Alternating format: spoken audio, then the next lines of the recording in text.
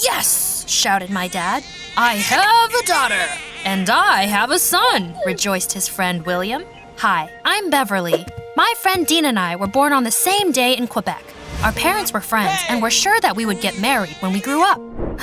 If only they'd known what it would lead to. Prepare some snacks and get ready to listen to my story. Best friends forever! Our favorite hangout was a golf club. Our parents spent the weekends there. That was also where we met Grace. Her parents also often came there and brought their daughter along. Hi, I'm Beverly. Do you like to play golf? Of course not. What if a ball hit my head? Dean, let's go watch cartoons in the break room. My friend abandoned me because of some upstart. That was the worst betrayal ever. Dean fell under her spell and started treating her like a queen. Whatever. Marry Grace then. I'm not playing with you anymore. Luckily, Grace's parents soon moved to another city, and that nasty girl stopped coming to the golf club. I'm sorry I stopped hanging out with you because of Grace. She's gone now, so let's be friends again. I couldn't stay mad at him for long and soon forgave him. Things went back to normal. Dean and I went to high school. Our parents kept saying that one day we would get married. Mom, stop embarrassing me. We're just friends. Do you want to know a secret? I had actually been in love with Dean for a long time. Shh, don't tell anyone. One day, Dad had to urgently leave for work. He was a well-known psychiatrist, so that made me anxious. Had something bad happened? I soon forgot about it. After all, Dad came back in the morning, and my parents told me some cool news. Sweetie, we're going to Hawaii for the whole weekend. Hell yeah! Aloha! Where was my bikini? The best thing was that Dean and his parents were coming too. It was a sign. I decided to tell him about my feelings, wrote a love note, and planned to give it to him on the beach. Do you think it worked? If only. Guess who's a loser? That's right, I am. On the plane, I found out that Grace and her parents were coming too. Damn it, not that lying witch. It turned out her family was moving back to our city. Hi, everyone. Oh, Dean, you're so tall now. Hey, girlie, bring me some juice. Don't call me that. Also, I'm not working here. Beverly? I didn't recognize you in that outfit. Grace was a real beauty, but had a nasty personality. It was like she was stuffed with boogers. Ugh. And the worst part was that Dean forgot all about me again when he saw her. They spent the whole weekend together. Dean even told her our inside jokes. Don't mind me, I'll just bury myself in the sand, I guess. On our last evening there, our parents went to a restaurant and we hung out by the ocean. I was hoping Grace would leave Dean and me alone for a minute and I would give him my note. Guess who? Your face is too pretty to look sour. Dean, I've been meaning to tell you something for a long time. Yeah? It was a special moment, I could feel it. But Grace ruined everything. She appeared out of nowhere and pulled Dean away. Let's go swimming. It made my blood boil. I also got into the water to cool down a bit. However, I couldn't swim, so I just lay on an inflatable pool mattress. Before I knew it, I dozed off. When I woke up, I realized with horror that I had been carried too far from the shore. SOS! SOS! Help! The worst thing was that Grace saw that I was in trouble. She deliberately turned Dean away from the water and kissed him! OMG! At that moment, my heart broke. She led Dean away from the beach, and I was left all alone. The sky grew dark and it started to rain. I was shivering from the cold. If it hadn't been for a random surfer, I wouldn't have gotten out of there alive. I will never forgive you, Dean. When we came back home, I got sick and spent 2 weeks with a high fever. Dean didn't even visit me once. Whatever. Let him chase that wacko Grace like a loyal dog. When I recovered and came to school, I found out that Dean and Grace had become an item. That sweet couple was holding hands wherever they went. Besides that, a new kid called Kyle had been transferred to our school. Our classmates avoided him. No wonder, he was rude to everyone, dressed shabby, and had no manners. He even spray painted our lockers once. Now the stump isn't as ugly. What are you looking at, princess? Eat dirt, jerk. I was hoping I wouldn't have to interact with him much. But I was a loser, remember? It turned out that the new guy had failed all the tests. I was a diligent student, so I was asked to tutor him. Neither of us were thrilled. Okay, I don't like you and you don't like me either, but I need to explain this topic to you. Kyle suddenly snatched the textbooks from my hands, threw it in the trash, and recited all the formulas by heart. I almost fell over in surprise. What? I know this topic better than you. You have nothing to teach me. Just imagine, the new guy had failed the test on purpose. I tried to find out why, but Kyle just grinned and left. See you tomorrow, Professor. Ugh, that moron! Something was wrong with that new guy. At recess the next day, I saw the principal come up to Kyle and scold him. I'm worried about your future. You failed all the tests. Relax, Mr. D. Maybe you should loosen your tie. You have no idea what that weirdo did next. He took scissors out of his backpack and cut off Mr. Downey's tie in front of the whole school. Everyone started to whisper, waiting for the principal to explode. His eyes were bloodshot. That was it. Kyle had gone too far. You! How dare you! The nerve of you!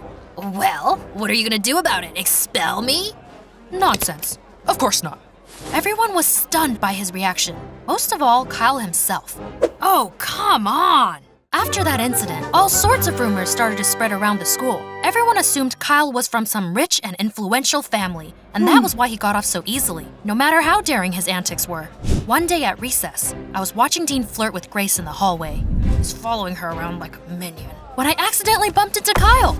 Ouch! Watch where you're going.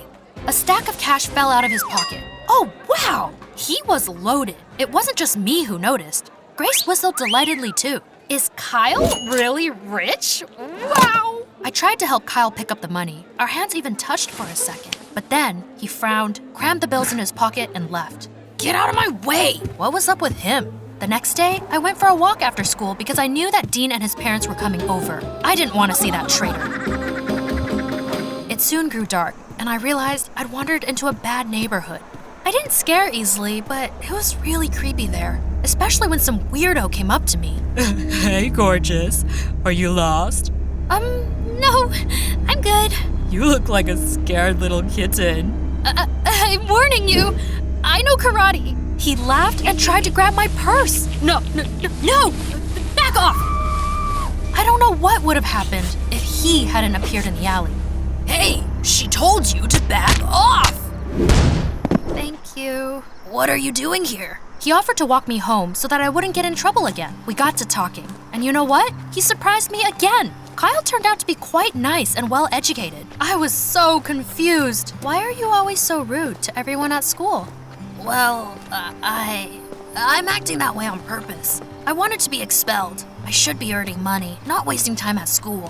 What? Well, here's your house. Good night, Bev. Kyle smiled mysteriously and left. He was such a weirdo. The next day at school, Dean suddenly started flirting with me again. Can you imagine? Are you feeling all right? Where's your toxic princess? You mean Grace? We broke up. Dean apologized for acting like a jerk and invited me to a party at the golf club. Our families were going to hang out there just like in the good old days. I was still mad at him. However, I decided to give him one last chance and forgive him, especially since he seemed gutted after his breakup. The same couldn't be said about Grace. That viper was already flirting with Kyle. To be honest, I was a little jealous. I showed up at the club in my best outfit. Our parents were happy to see us together. After all, they'd always believed we were meant for each other. But you know what? When Dean hugged me, there were no butterflies in my stomach. I didn't feel anything at all, even though I had been pining for my friend for a long time. And then, Grace and her parents showed up at the party. Dean started fussing and said he would bring us drinks. He was gone for too long, so I went looking for him and accidentally overheard his conversation with Grace. Oh, I'll do anything to get you back. I'm sorry, but that's just not gonna happen. I caught a bigger fish. Oh, here's my rich prince. Kyle walked in. Grace pushed Dean away and ran to him. However, when the guests parted, it turned out that Kyle was just serving them drinks. Wait, was he? A waiter? Are you kidding me? What's wrong with that? I need money. Why did you even think I was rich? Now move, I have work to do. Grace was furious. I was flirting with a beggar? You made me look like an idiot. And you're going to pay for it, Kyle! I spent the whole evening looking for the right moment to talk to Kyle, but he was too busy. And then, I saw my dad take him aside. They talked about something for a long time. I couldn't hear a word because of the noise, but they both looked grim. I started to follow Kyle after the party to figure out how he was connected to my father. Damn it! Spying on someone in heels is not easy. Soon, we got to a bad neighborhood. I followed Kyle into an alley and saw that he lived in a tent right on the street. Can you imagine? I tried to ask him why, but Kyle got very angry. Did you follow me here? Do you need help? Thanks, I'll manage. Get out of here and stay out of my business. Ugh, he was such a stubborn fool. Why were all the guys around me such jerks? At home, I asked Dad how he'd met Kyle, but he said he couldn't talk about it. Were they kidding me? Kyle didn't show up at school the next day. By lunchtime, I started to worry and decided to talk to Dean about it. However, when I found him in the dining room, I couldn't believe my eyes. What the hell, Dean? What are you doing? Sorry, girl, but he's my boyfriend now. We're back together. Oh, Grace. That stinker had apparently found out that Kyle wasn't rich and got back with Dean. That was just like her. However, I was really disappointed in my friend. You follow her around like a faithful dog. It's pathetic. Ow! Oh, my leg! Oh, that hurt!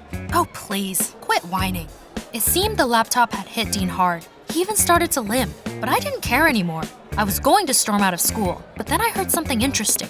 Mr. Downey, Kyle didn't come to school today. He's not at home either. That poor boy. He's been through so much. That was weird. What was he talking about? What had Kyle had to go through? And where was he anyway? There was only one place I could think of, so I ran to that bad neighborhood. I didn't have to look for long. I immediately noticed Kyle, who was washing someone's expensive car. That'll be $10, sir. Why weren't you at school today? Everyone was looking for you. I couldn't come. Just leave. If you don't tell me what's going on, I'll tell Mr. Downey where to find you. Kyle sighed heavily and told me his story. It turned out that his parents had recently lost their jobs. They didn't have enough money to pay rent, and a bank was going to take their house away soon. Kyle's mom got into a psychiatric hospital because of all the stress, and his dad got depressed and did nothing for days on end. Kyle constantly argued with him and eventually decided to live on the street. I have a younger brother. If I don't earn any money, we will lose our home and he will end up in an orphanage. That's horrible! Have child services done anything to help? They transferred me to your school because I did everything to be expelled from my previous one. Studying takes time, but I need to work. Now, the teachers go easy on me because of what I went through. How do you know my father? When my mom had a nervous breakdown, your dad came over and put her in the clinic. I had no idea that Kyle was dealing with so much stuff. It was terrible. I had to do something to help. I tried to convince Kyle that if he studied, he would find a better job in the future, especially since he was so great at physics. The next day, I was putting things in my locker when Kyle suddenly came up to me. Hey, I think you're right. I used to like studying. Do you want to do a science project together? That's a great idea! I'm so glad you're back. Oh, wow, you're perfect for each other. Not everyone gets the best. Not all that glitters is gold. Walk on. That wasn't the end of it. At recess, I saw Kyle anxiously looking for something. I can't find my hoodie. After classes, the principal came up to him in the hallway. He was clearly furious. Kyle, we've been very lenient with you, but this time, you've gone too far. What do you mean, Mr. Downey? Kyle stole money and a phone from my locker. What? I didn't. Mr. Downey, I heard him say he needed money. We went to the security room and looked at the surveillance footage. Someone in Kyle's hoodie had indeed rummaged through Grace's locker. That's not Kyle. He was with me at that time. That was when I noticed something strange. The thief on the screen was limping. I remembered the laptop falling on Dean's right leg and immediately realized we had to check his backpack. And you know what? Grace's money and phone as well as Kyle's hoodie were in it. Surprise! Oh, you should have heard Dean try to justify his actions. He said that Grace had put him up to it. But that cunning girl would have never admitted to it. He's lying! I later found out that she kept trying to date rich guys because her family was on the verge of bankruptcy. We proved Kyle was innocent. His mom went on the mend and was going to be discharged soon. And his father got help at my dad's clinic and easily found a new job. The bank stopped trying to make them move out of their house. Kyle's brother wouldn't have to go to the orphanage either. Now, Kyle could go back to his normal teenage life and studies. That made me happy because he was very smart. We were writing a physics paper when, well, you get it, right? As for Dean, he keeps apologizing for what happened. Bev, come on, we're childhood friends. On the one hand, he's right, but on the other hand, he betrayed me so many times. What do you think I should do?